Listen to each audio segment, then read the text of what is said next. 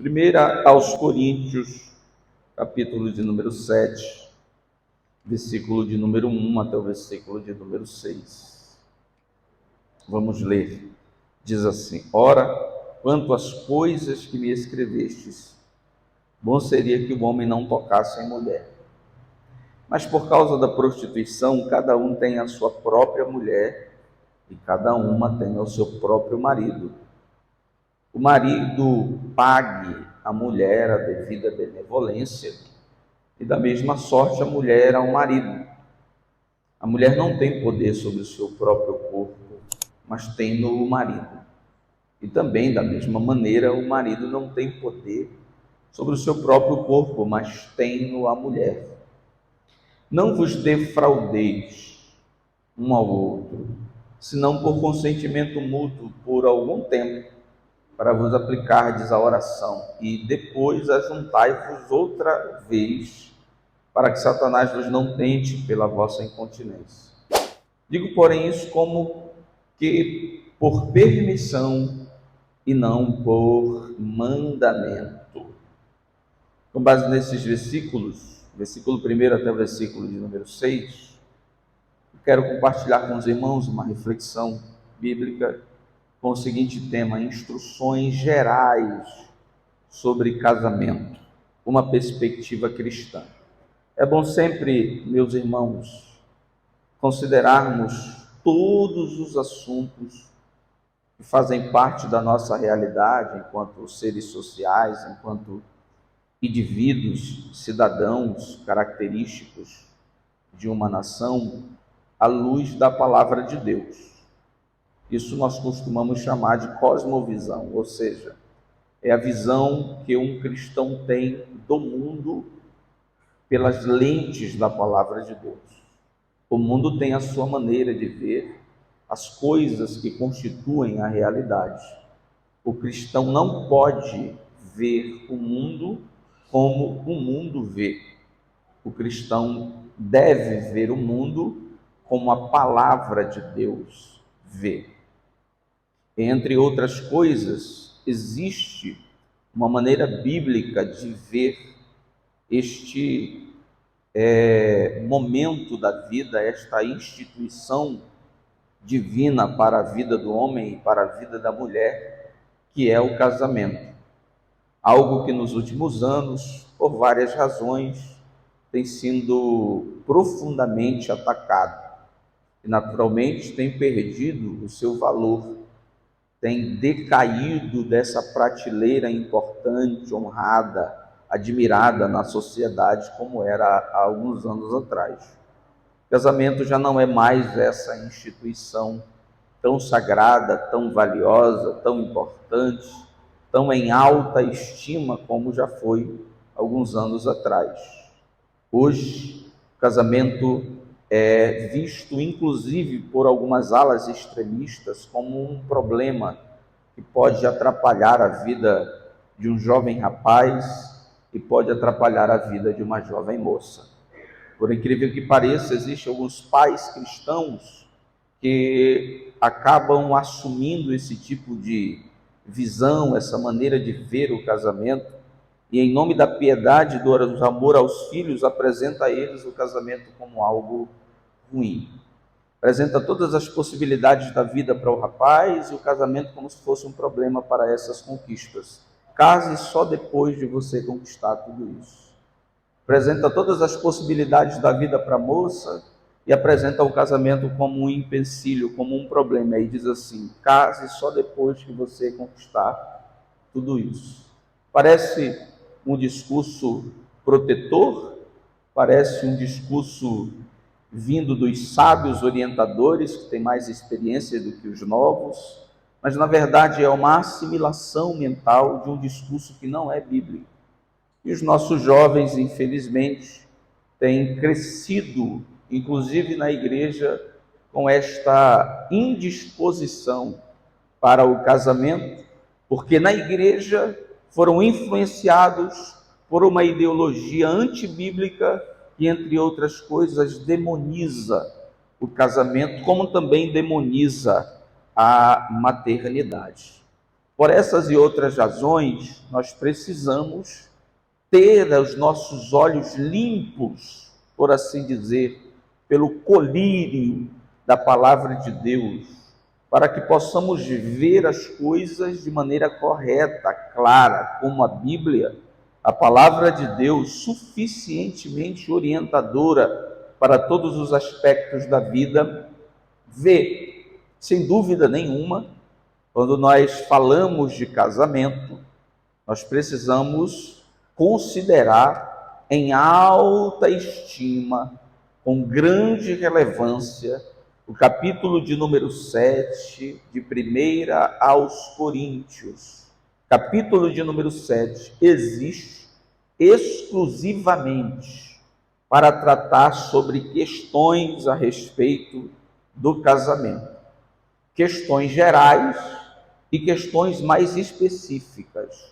Nessa noite, nós vamos, a partir do versículo 1 até o versículo 6, tratar de algumas questões relacionadas ao casamento gerais.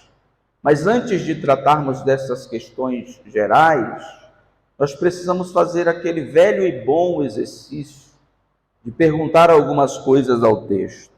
Primeira pergunta é esta: por que Paulo escreve o capítulo de número 7? Paulo escreve o capítulo de número 7 para responder uma série de perguntas. Imagine que alguém reuniu-se em Corinto, perguntou quais as dúvidas que cada um tinha sobre casamento, registraram de alguma maneira essas dúvidas chegaram nas mãos do apóstolo Paulo. Várias dúvidas, várias perguntas, várias incompreensões especificamente em relação ao casamento. Por isso, o apóstolo Paulo escreve o capítulo de número 7 para responder essas perguntas, para resolver essas incompreensões, para dar uma resposta às dúvidas que os coríntios registraram, escreveram e fizeram chegar ao apóstolo Paulo. É uma situação diferente das outras situações que nós vimos até aqui, que Paulo sabe por alguém, que Paulo ouviu falar, ou que Paulo já de alguma maneira constatou. Paulo está respondendo uma série de perguntas que os coríntios registraram e fizeram-as chegar até ele. Capítulo 7 é escrito para responder perguntas sobre casamento. Isso fica claro na primeira frase do versículo de número 1. Ora, quanto às coisas que me escrevestes. Outras versões dizem assim: quanto às coisas que vocês me perguntaram, quanto às coisas que vocês manifestaram como dúvida. Capítulo 7, portanto, é uma resposta doutrinária do apóstolo a respeito do casamento. Segunda pergunta que devemos fazer, meus amados irmãos, ao texto, é em que contexto o apóstolo Paulo escreve o capítulo de número 7. E o primeiro contexto é o contexto geral, o contexto da cidade de Corinto. Qual é o aspecto que marca o contexto da cidade de Corinto? É o da prostituição. E nós vimos isso num primeiro momento, quando começamos a estudar a primeira carta aos Coríntios, que a cidade de Corinto era reconhecida pela sua imoralidade sexual. E isso de maneira internacional, porque ela era uma cidade, como é ainda hoje, que comportava 2 portos, um na entrada e outro na saída. A cidade de Corinto é um istmo de terra, ou seja, um pedaço de terra que avança para o mar. Então tem porto de um lado e tem porto de outro. O mundo inteiro tinha contato com Corinto, e o mundo inteiro reconhecia Corinto como uma cidade imoral sexualmente. Logo, o casamento neste contexto geral e moral de Corinto, é certamente prejudicado por esse contexto. Outro contexto é o específico da igreja em Corinto. E o contexto específico da igreja em Corinto também é marcado, infelizmente, por prostituição. Isso nós ficamos sabendo pelas mãos do apóstolo Paulo. No capítulo de número 5, ele faz menção de um ato de moralidade sexual que ocorre na igreja em Corinto, tão absurdo que ele o classifica como algo que nem os imorais coríntios tinham capacidade de fazer. A relação que um filho tinha com a atual esposa do pai.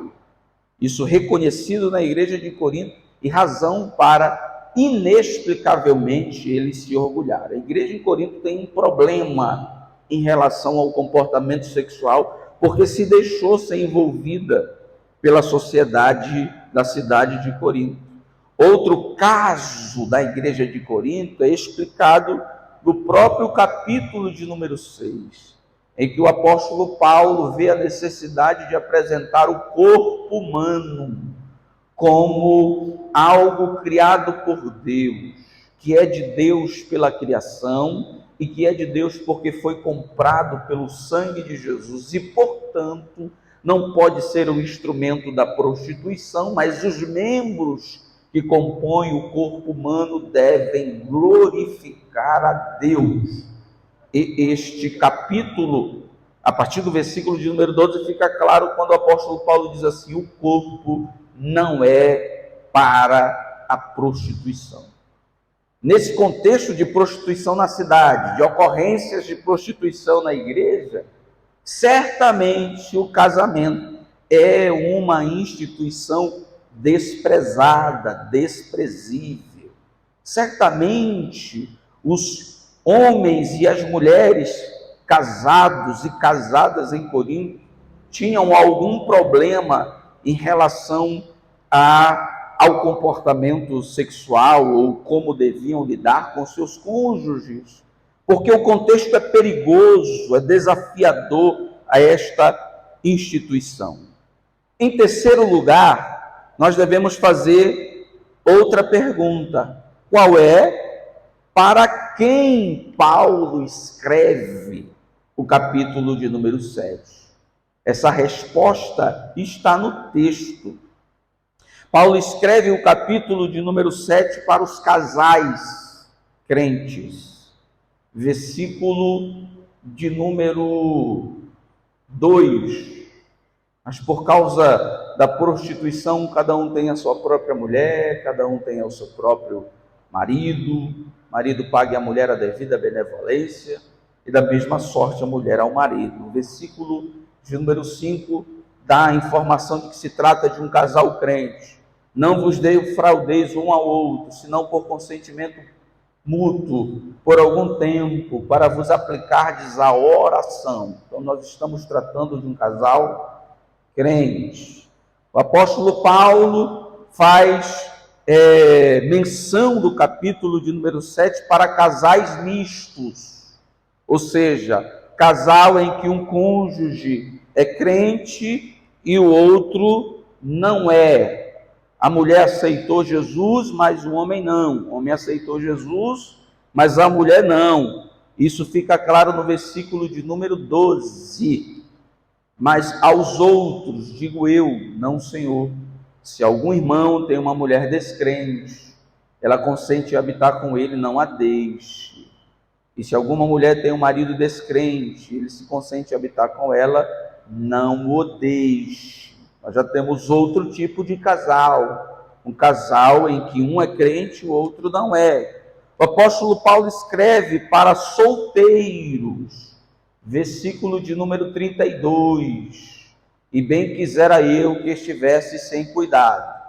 Solteiro cuida das coisas do Senhor, em como há de agradar o Senhor.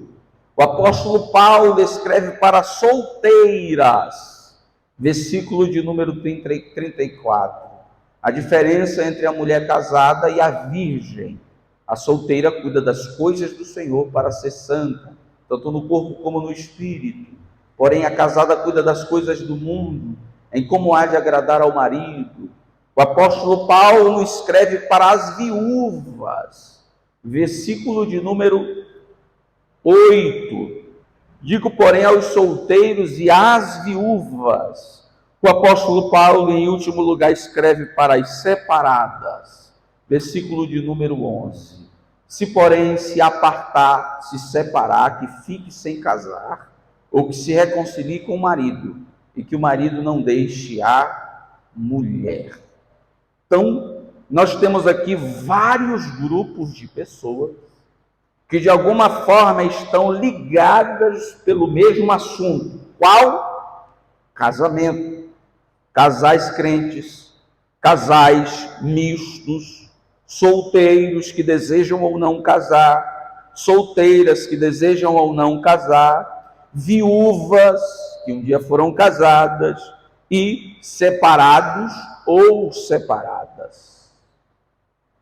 Então, não tem como nós sermos convencidos do contrário em relação ao tema do capítulo de número 7, que é casamento.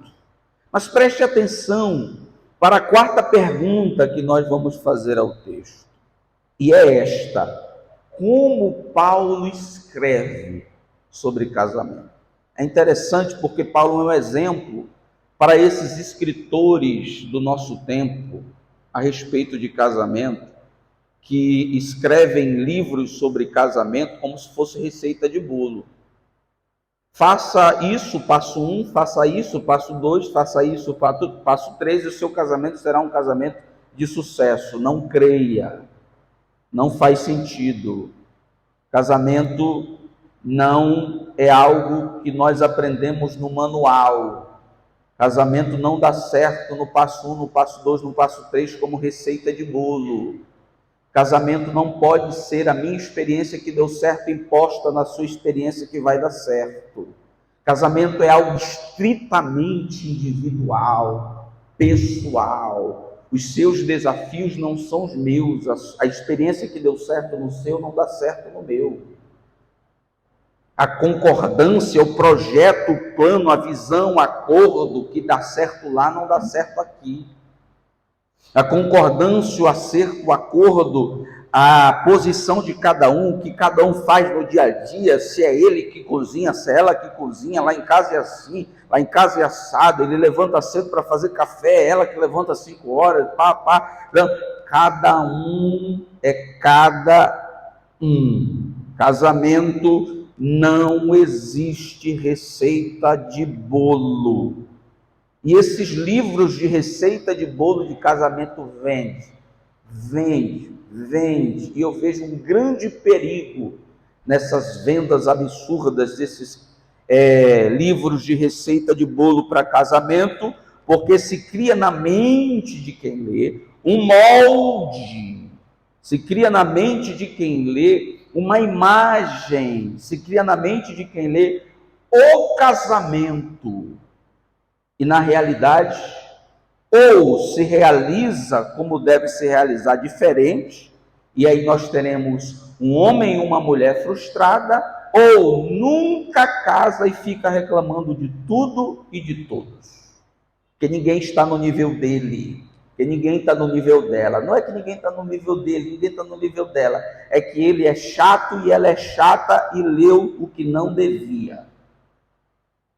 O apóstolo Paulo é um exemplo para essa turma, porque ele respeita essa individualidade. Paulo escreve sem impor, considerando a pessoalidade e a individualidade do casamento. Isso fica claro, meus irmãos, no versículo de número 6. Olha o que Paulo diz. Digo, porém, isso não como uma imposição, mas como uma sugestão. Você certamente está lendo assim: digo, porém, isso como que por permissão e não por mandamento. Isso significa dizer, em outras versões, eu não estou impondo nada no seu casamento. Eu não estou ordenando nada no seu casamento. Eu não estou mandando você fazer nada no seu casamento. O apóstolo Paulo, maior ícone do cristianismo depois de Jesus, está dizendo: estou dando uma sugestão. Versículo de número 7. Olha como o apóstolo Paulo se expressa. Porque quereria eu que todos os homens fossem como eu mesmo, mas cada um tem de Deus o seu próprio dom, e de uma maneira e outro de outra. Eu tenho a minha experiência. Desejaria muito que todo o resto fosse que nem eu, mas cada um tem o seu relacionamento com Deus, cada um tem a sua medida com Deus, cada um tem a sua experiência com Deus, cada um no seu cada qual. Eu não vou impor o que deu certo para a minha vida, eu não vou impor a minha experiência, eu não vou impor o meu comportamento em relação ao casamento que deu certo. Não é porque eu não casei e me tornei o maior apóstolo de todos os tempos que eu vou obrigar todo mundo a ser que nem eu. Isso é prepotência, burrice, querer que todo mundo seja igual a mim. E aí o apóstolo Paulo sabe o que é, diga, cada um tem de Deus o seu próprio dom, um de uma maneira e outro de outra. Eu tenho a minha. Não quero impor nada a ninguém. Versículo de número 17. E assim cada um ande como Deus lhe repartiu, cada um como o Senhor o chamou. Cada um com a sua experiência com Deus, cada um conforme Deus chamou, cada um como Deus abençoou, como Deus repartiu, cada um como Deus vocacionou. Eu tenho a minha experiência, estou dando sugestões para vocês, mas cada um tem um relacionamento, cada um tem uma comunhão, cada um tem uma experiência, cada um foi abençoado de uma maneira por Deus, portanto, cada um se conduza como Deus abençoou, repartiu e como Deus chamou. Versículo de número 20. Cada um fique na vocação em que foi chamado. Versículo de número 24. Irmãos, cada um fique diante de Deus no estado em que foi chamado. Cada um, cada um, cada um, cada um. Significa isso. Eu tenho a minha experiência, mas eu respeito a sua experiência. Eu tenho a minha maneira de ver, mas eu respeito a sua maneira de ver. Eu tenho algumas coisas para te ensinar, mas eu não vou impor. Eu vou só sugerir para você. Você que vê, você que analisa, porque cada um tem de Deus o seu próprio dom. Cada um foi abençoado por Deus. Cada um foi vocacionado por Deus. Cada um foi chamado por Deus. Parece que esse povo dos livros de receita de bolo para casamento não leram direito o capítulo de número 7 de 1 aos Coríntios e não tiveram exemplo de Paulo para ser seguido. Você tem uma experiência de casamento que deu certo para compartilhar, compartilhe, mas não é mandamento. Você tem uma experiência de comportamento que deu certo com a esposa, que deu certo com o esposo, que resolveu um problema, tal, apresente, fale, agradeça a Deus, testemunhe, mas não imponha que todos os outros tenham que ser como você, e que todos os outros casamentos têm que ser como o seu, que o marido tem que ser igual ao seu, que a mulher tem que ser igual à sua. Cada um é cada um. Casamento é algo muito individual, casamento é algo muito pessoal, por uma simples razão: ninguém é igual a ninguém. Então não tem manual que dê certo para essa diversidade. Não tem receita de bolo que dê certo para essa responsabilidade. Acho que a única receita, o único passo que dê certo para todo mundo é depender de Deus e submeter o seu casamento à orientação da palavra de Deus. A minha experiência, o que deu certo, o que eu acho que não dá, eu posso até lhe apresentar, mas como sugestão. Porque senão, meus amados irmãos, quando passar o tempo e a experiência não der certo, alguém vai dizer, mas foi fulano de tal que mandou, foi o pastor que mandou, foi a líder que mandou, foi o dirigente que mandou, foi o irmão Wellington que mandou. Se está dando errado o meu casamento, é culpa de quem mandou eu fazer. Não, senhores. Não, senhores. Por isso que é necessário ter cuidado em relação ao aconselhamento para casais, a fim de que não se tenha o perigo de dizer faça, para depois não passar de orientador para culpado. O apóstolo Paulo se comporta bem, cada um.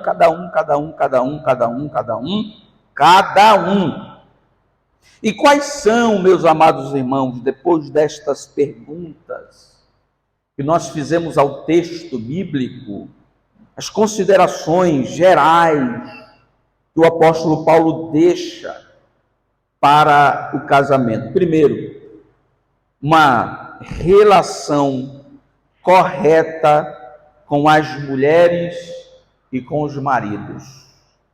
Aquele ambiente de prostituição da cidade, da igreja, o apóstolo Paulo lembra que é bom que o homem não toque em mulher. Aí nós tomamos um espanto. Que na verdade não é bom. Aí nós criamos assim uma certa incoerência entre o fato e o texto. Ora, a Bíblia diz que é para a gente casar. Quem arruma uma mulher, arruma a bênção de Deus. Aí vem o apóstolo Paulo e diz, não é bem assim, não toque. Nós precisamos entender a frase. Tocar, se relacionar com uma mulher do jeito que os coríntios estavam se relacionando, é bom que não faça mesmo. Se relacionar com uma mulher, ter comunhão com uma mulher, casar com uma mulher, ter relações sexuais com uma mulher, do jeito que os coríntios da cidade da igreja estavam, é melhor não. Então o apóstolo Paulo começa as orientações gerais, apresentando a necessidade de se ter, meus irmãos, uma relação correta com as mulheres. As mulheres, portanto, na visão de Paulo, não são coisas, não são objetos, não são pessoas inferiores, melhores, ou inferiores, piores, que não são dignas de respeito. O apóstolo Paulo está dando uma orientação para o respeito às mulheres, para ter relação, para estabelecer um relacionamento, para ter comunhão, para ter casamento com a mulher, do jeito que vocês têm aí em Corinto, uma série de comportamentos imorais sexuais, é bom que não toque. Primeira consideração é respeito, relacionamento correto com as mulheres. Segunda consideração, a valorização da fidelidade e do casamento. Esse ambiente louco de Corinto, de diversidade sexual, de comportamento desregrado sexual, o apóstolo Paulo lembra que o casamento é uma instituição que precisa ser respeitada. Versículo de número 2. Mas por causa da prostituição, cada um tem a sua própria mulher. Não são 2 mulheres, não são 3 mulheres, não são 4 mulheres, não são 5 mulheres. Cada um tem a sua própria. E cada uma tem ao seu próprio. Não é um amante, 2 amantes, 3 amantes, um marido, um namorado, outro Ricardo, outro não. Tem o seu próprio marido. O apóstolo Paulo exalta o casamento e a fidelidade no casamento. O apóstolo Paulo vai exaltar a fidelidade no casamento quando ele orienta os trabalhadores da obra de Deus. Aquele que almeja o episcopado, excelente obra almeja. E aos presbíteros é bom que eles sejam esposos de uma só mulher.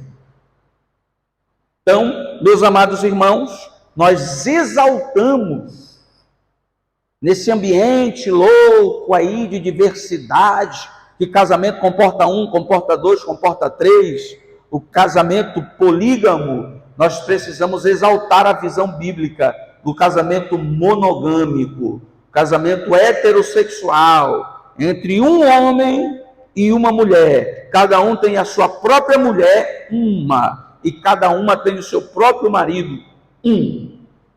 Parece uma coisa comum que a gente sabe, mas é até perigoso hoje, do ponto de vista criminal e jurídico, nós fazermos menção dessa orientação bíblica, de que casamento é heterossexual, entre uma mulher e um homem, e o casamento bíblico é monogâmico, entre uma mulher e um homem.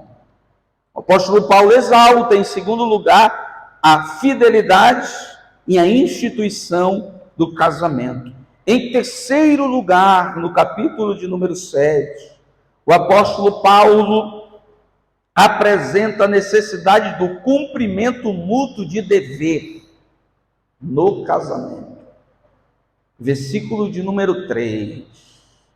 O marido cumpra o seu dever em relação à mulher, e a mulher cumpra o seu dever em relação ao marido. Você está lendo aí o seguinte: o marido pague à mulher a devida benevolência, e da mesma sorte a mulher ao marido.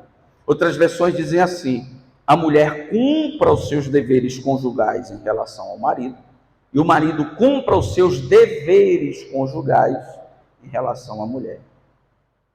Isso aqui faz menção, traz luz à necessidade de nós termos em mente uma maneira madura de ver o casamento, e não da maneira romântica, falsa, como nós fomos ensinados.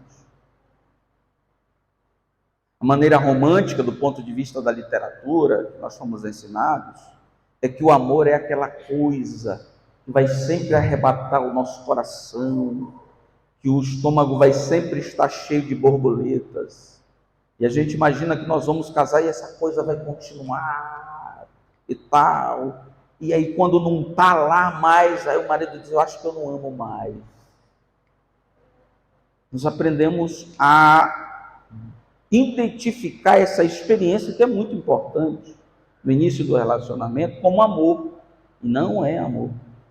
O amor da Bíblia é dever, compromisso. O amor da Bíblia não depende do que está aqui, do que eu estou sentindo. Depende do meu caráter e da minha responsabilidade de assumir o meu compromisso.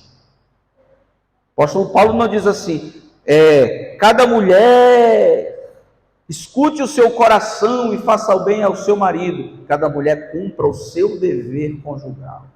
Cada homem, quando olhar para sua mulher apaixonado, cumpra o seu, assim, trate ela bem, porque não, cada homem cumpra o seu dever conjugal. Casamento não é para menino do buchão, casamento é para homem e para mulher. Se não tem caráter, se não tem disposição para compromisso, se não tem sangue nos olhos para cumprir o dever, se é um frouxo, é um covarde, casamento não é para você.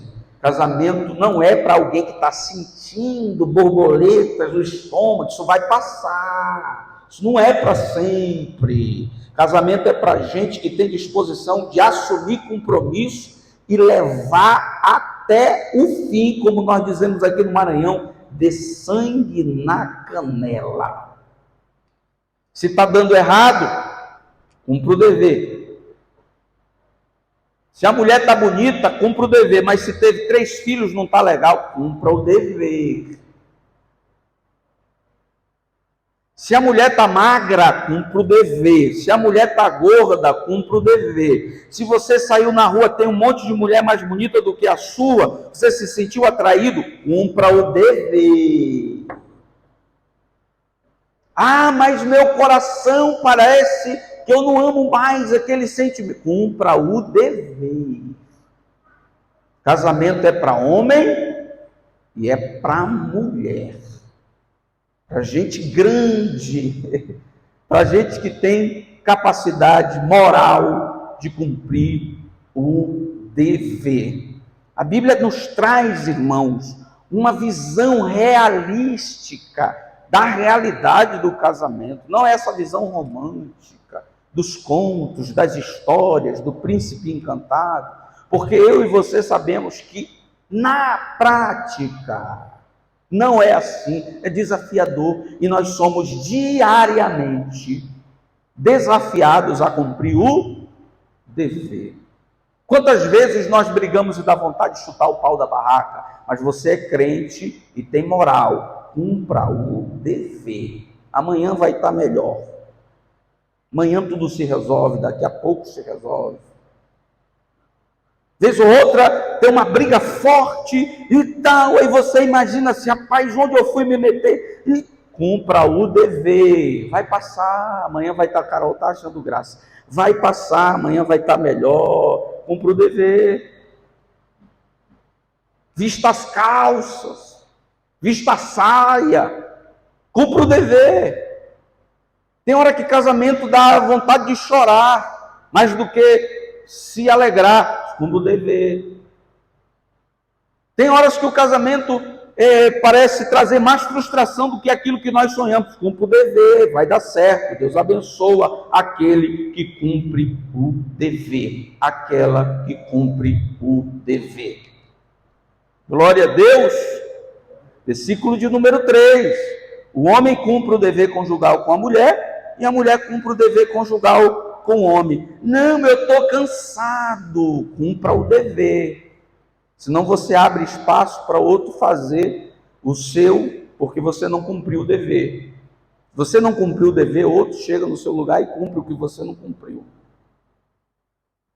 A mulher, então, cumpra o dever, porque senão outra se apresenta como disponível para cumprir o dever que não é dela.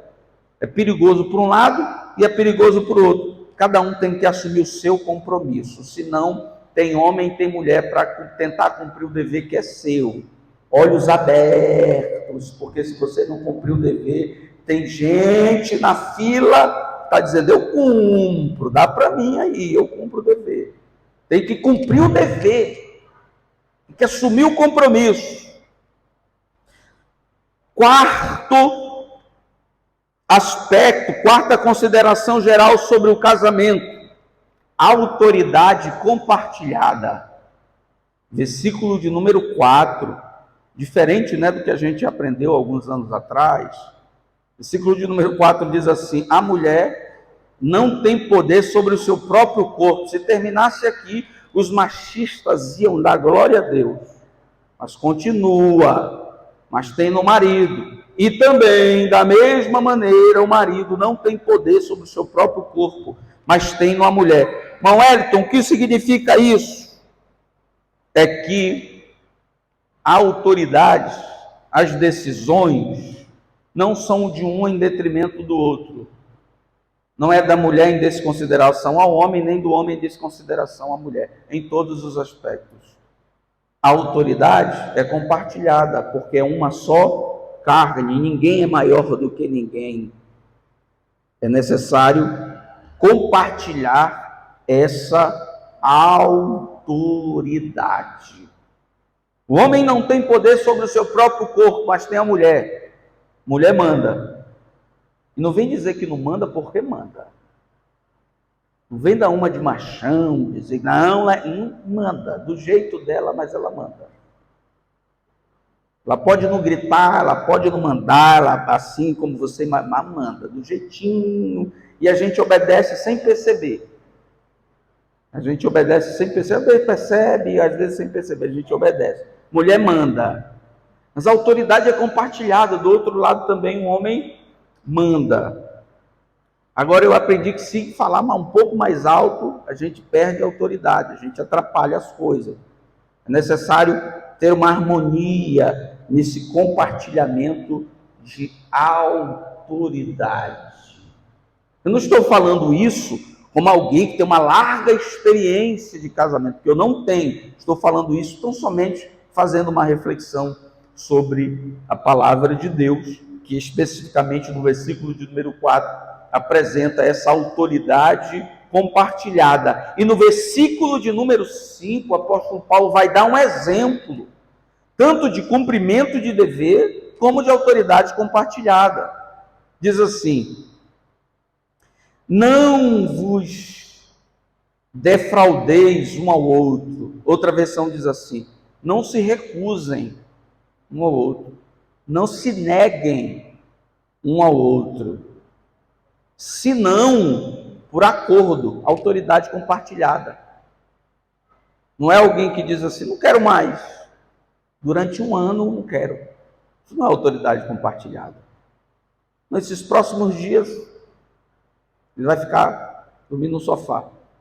Não quero, estou indisposta. Não, esses dias é necessário, segundo a palavra de Deus, compartilhar a autoridade, a decisão, se não por consentimento mútuo, concordância, decisão compartilhada, autoridade compartilhada. E também o apóstolo Paulo dá um exemplo de cumprimento de dever. Não se recusem, é o dever de vocês cumprirem os deveres conjugais. Dever conjugal passa por proteção, provisão, relação sexual. Como diz um líder no Maranhão, se não dá conta, não casa. Porque tem que cumprir o dever. Se não gosta muito, não casa, porque é um dever conjugal, tem que cumprir o dever. Não se recusem, cumpra o dever. Mas se vocês quiserem, por um espaço de tempo, se recusar para se voltarem para uma coisa específica, não façam isso aleatoriamente. Vocês têm autoridade compartilhada. Ninguém exclusivamente manda no seu corpo. Façam isso em consentimento. Autoridade compartilhada. Em sexto lugar, o apóstolo Paulo fala no casamento da necessidade do equilíbrio com os deveres espirituais. Nós temos os deveres conjugais? Sim. Nós somos chamados a cumprir de maneira correta os deveres conjugais? Sim. Mas ao lado dos deveres conjugais, existem deveres espirituais. O apóstolo Paulo deixa isso também claro no versículo de número 5. Não recusem um ao outro, cumpra o seu dever, senão por consentimento mútuo, autoridade compartilhada, por algum tempo, para vos aplicardes a oração. Ao lado do meu dever conjugal, eu tenho um dever espiritual. O dever conjugal e o dever espiritual precisam ser equilibrados. Mas há um perigo, a depender dos casos, em que os deveres espirituais são tidos como mais importantes do que os deveres conjugais. E aí tem casamento de pregadora, de profeta, casamento de pregador internacional, profeta, que ora e Deus cura, que prega e arrebata multidões, que acaba. Porque ele passa 30 dias pregando no Brasil e não cumpre o dever conjugal. Porque ela passa uma semana de vigília em vigília. Eu conheci mulheres assim, de vigília em vigília, de agenda em agenda, porque agenda da semana, o dia 1 tal, o dia 2 tal, não tem marido, não cumpre o dever conjugal. E eu conheço algumas mulheres que são, entre aspas, metidas a pregadoras, elas se sentem melhores, maiores, super espirituais. E alguns que se sentem pregadores, maiores, melhores do que a esposa. É necessário ter, ao lado da responsabilidade com o dever conjugal, a responsabilidade com o dever espiritual. E não cair na tentação de entender que o dever espiritual, a igreja, a obra de Deus, é mais importante do que o dever conjugal. Isso é muito perigoso, que nós vivemos sob a pressão de fazer, fazer e fazer. Tem isso para fazer, tem isso para fazer, tem sermão para fazer, tem oração, tem aconselhamento, tem visita, tem escola dominical, tem culto segunda, tem culto quarta, tem culto sexta, tem viagem para fazer, tem não sei o que para fazer, estou fazendo a obra, estou cumprindo, dever espiritual. E o dever conjugal? Quando der errado no dever espiritual e correr para o refúgio não tem mais, alguém já cumpriu o dever no seu lugar. E aí é complicado. De profeta, de homem de Deus, passa a ser visto na sociedade com outro nome. Aí fica pior. É necessário ter o equilíbrio com os deveres espirituais.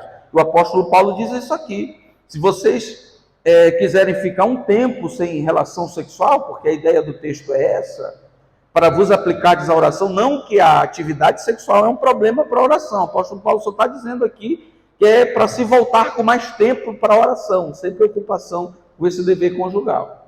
Mas não é que o relacionamento sexual atrapalha a oração, não tenham essa ideia. É só uma questão de se voltar especialmente, sem preocupação com esse dever para a oração. Mas não façam isso por muito tempo, é necessário equilíbrio. E por último, meus amados irmãos, a última consideração geral do apóstolo Paulo, ainda nesse ambiente introdutório aqui do versículo 1 até o versículo de número 6, é o perigo espiritual. O casamento está sempre no alvo de Satanás. Isso fica claro no versículo de número 5 também. Não vos recusem um ao outro, cumpram o dever de vocês, senão por consentimento mútuo, autoridade compartilhada, por algum tempo, para vos aplicardes à oração, equilíbrio entre dever conjugal e dever espiritual, e depois ajuntai-vos outra vez, ou seja, voltem a cumprir o dever conjugal de vocês, para que Satanás vos não tente pela vossa incontinência. Se não houver o equilíbrio entre o dever espiritual e o dever conjugal, Satanás está à espreita. Se houver o desequilíbrio entre dever conjugal e dever espiritual, Satanás está às portas para tentar e para, logicamente, destruir esta instituição valiosa, divina, porque foi criada por Deus, que é o casamento, repito, heterossexual, entre um homem e uma mulher, e monogâmico, entre um homem e uma mulher. Necessário, portanto, segundo o apóstolo Paulo, meus irmãos, que os homens tenham uma relação de respeito correta com as mulheres. Do contrário, é bom que nem se aproxime, é bom que nem toque. Versículo de número 1. Em segundo lugar, é necessário valorizar a fidelidade e o casamento. Cada um tenha sua própria mulher e cada uma tenha o seu próprio marido. Em terceiro lugar, é necessário cumprir o dever. Em quarto lugar, a autoridade não é de um maior do que a outra, é compartilhada. Em quinto lugar, não vos recusem, cumpra o dever de vocês, se não por consentimento, autoridade compartilhada. Sexto, equilíbrio com os deveres espirituais. E sétimo, cuidado com o diabo.